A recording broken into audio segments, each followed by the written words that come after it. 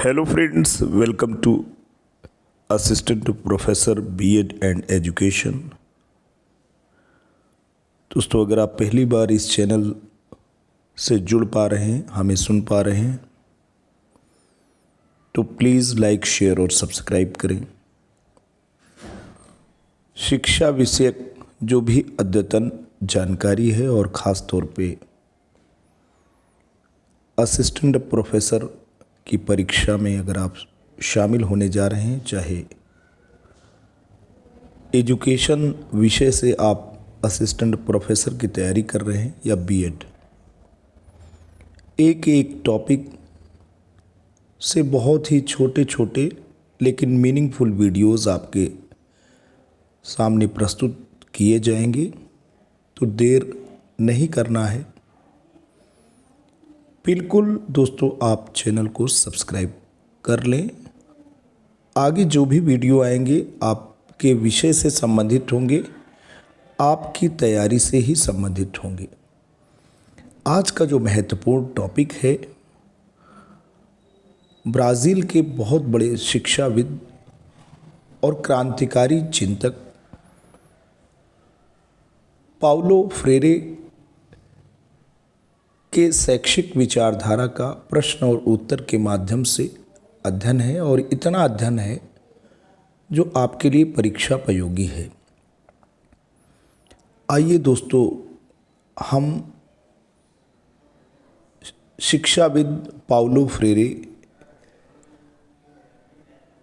के शैक्षिक विचारधारा का सम्यक अध्ययन करते हैं। ब्राज़ील के प्रसिद्ध शिक्षा शास्त्री पाउलो फ्रेरे का आधुनिक शिक्षा जगत, विशेषकर क्रांतिकारी शिक्षा, रेडिकल एजुकेशन और प्रौढ़ शिक्षा के क्षेत्र में अतुलनीय योगदान है। इनकी पुस्तक बहुत ही महत्वपूर्ण है और ये बड़ी प्रसिद्ध पुस्तक है। पुस्तक का दोस्तों नाम है पेडागॉजी ऑफ द ऑप्रेस्ड, उत्पीड़ितों का शिक्षा शास्त्र ने शिक्षा को देखने का नज़रिया ही बदल दिया। अब प्रश्न और उत्तर के माध्यम से हम पूरे के पूरे टॉपिक को कवर करने जा रहे हैं। प्रश्न है, पाउलो फ्रेरे कौन थे और उन्हें क्रांतिकारी शिक्षा शास्त्री क्यों कहा जाता है? पाउलो फ्रेरे ब्राज़ील के महान शिक्षाविद थे। उन्हें क्रांतिकारी इसलिए कहा जाता है क्योंकि उन्होंने शिक्षा को केवल साक्षरता, अक्षर ज्ञान तक सीमित न रखकर इसे समाज में बदलाव और अन्याय के खिलाफ लड़ने वाले एक राजनीतिक हथियार के रूप में देखा। तो सोशल रिफॉर्म लाने के लिए एजुकेशन को टूल की तरह उन्होंने इस्तेमाल किया, और ये एजुकेशन एक ऐसा टूल है जो कि पॉलिटिकल एंड सोशल दोनों रिफॉर्म दोस्तों लाने वाला है। आगे चलेंगे।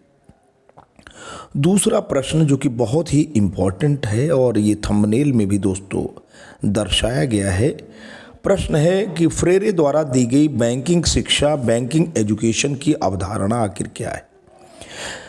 पाउलो फ्रेरे के अनुसार पारंपरिक शिक्षा में छात्रों को एक खाली बैंक खाते की तरह माना जाता है, जिसमें शिक्षक केवल सूचनाएं जमा यानी डिपॉजिट करता है। इसमें छात्र निष्क्रिय होते हैं और केवल रटने पर जोर दिया जाता है, जिसे फ्रेरे ने गलत बताया। अब प्रश्न 3 ये है, प्रॉब्लम पोजिंग शिक्षा क्या है? प्रॉब्लम पोजिंग दोस्तों क्या है? पहले तो आपने बैंकिंग सिस्टम देखा, जहाँ पे जो शिक्षार्थी है वो बिल्कुल निष्क्रिय है और वहाँ पे ज्ञान को ऐसे ही डिपॉजिट किया जा रहा है, जमा किया जा रहा है। प्रॉब्लम पोजिंग जो है ये बैंकिंग मॉडल का एकदम उल्टा है। इसमें शिक्षक छात्रों को जानकारी रटाने के बजाय उनके सामने वास्तविक जीवन की समस्याएं रखते हैं। छात्र उन पर चर्चा करते हैं और खुद समाधान खोजते हैं, जिससे उनमें सोचने की क्षमता विकसित होती है। तो प्रॉब्लम को पोज किया जाता है, और ये जो प्रॉब्लम है वो डेली रूटीन की रियलिस्टिक लाइफ से जुड़ी एक्चुअल प्रॉब्लम्स होती हैं, और इसका जो सलूशन है संवाद विधि से बच्चों के समक्ष शिक्षक रखते हैं, और बच्चे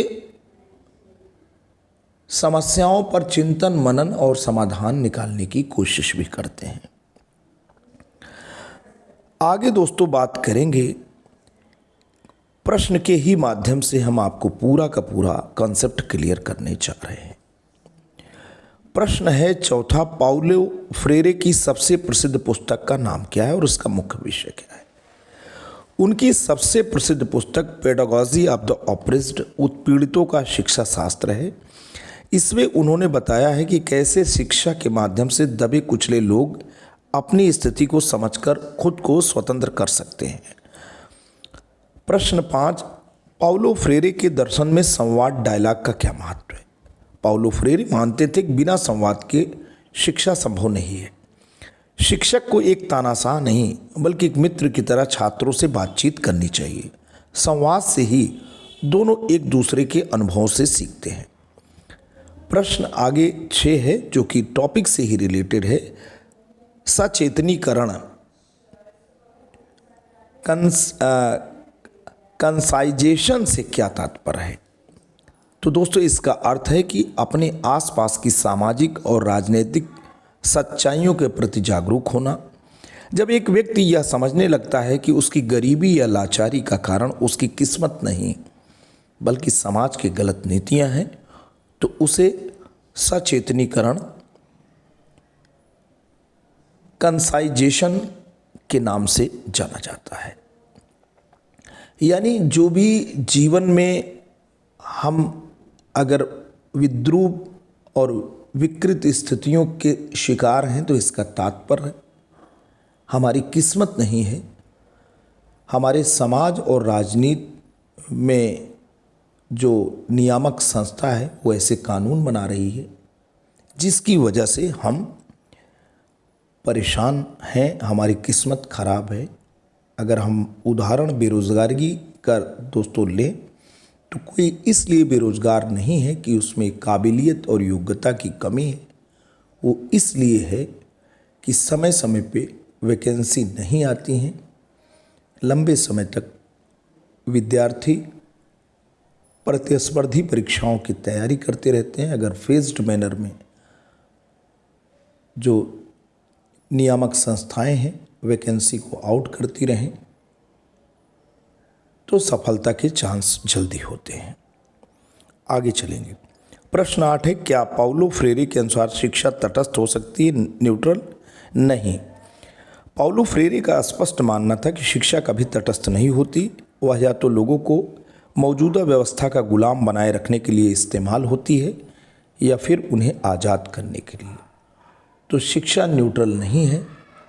शिक्षा एक साधन की तरह है जो या तो लोगों को स्लेव बनाती है या उन्हें स्लेवरी से या बॉन्डेज से फ्री करती है।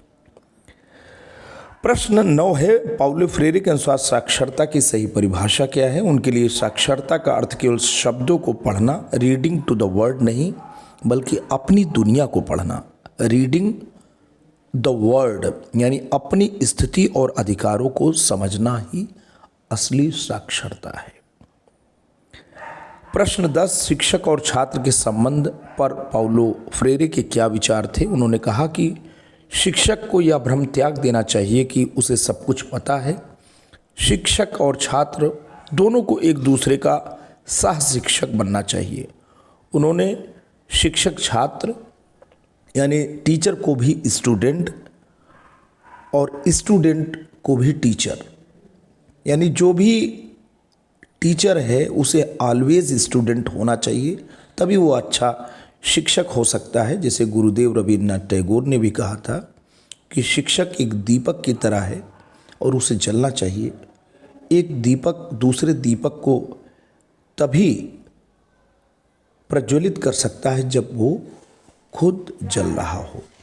तो वैसे ही है कि शिक्षक भी छात्र हो और छात्र भी शिक्षक की भूमिका में हो, जिससे बच्चों के फीडबैक को शिक्षक जान सके। अंतिम प्रश्न दोस्तों है कि आज की आधुनिक शिक्षा प्रणाली में पाउलो फ्रेरे के विचार कितने प्रासंगिक हैं। आज की रटंत विद्या और परीक्षा केंद्रित प्रणाली में पाउलो फ्रेरे के विचार बहुत ही ज़रूरी हैं। वे हमें सिखाते हैं कि शिक्षा का असली उद्देश्य डिग्री हासिल करना नहीं बल्कि एक न्यायपूर्ण और जागरूक समाज का निर्माण करना है। आज के लिए इतना ही। एक छोटे वीडियो में एक बड़े टॉपिक और एक बहुत बड़े शिक्षाविद और क्रांतिकारी विचारक को शामिल किया हूँ।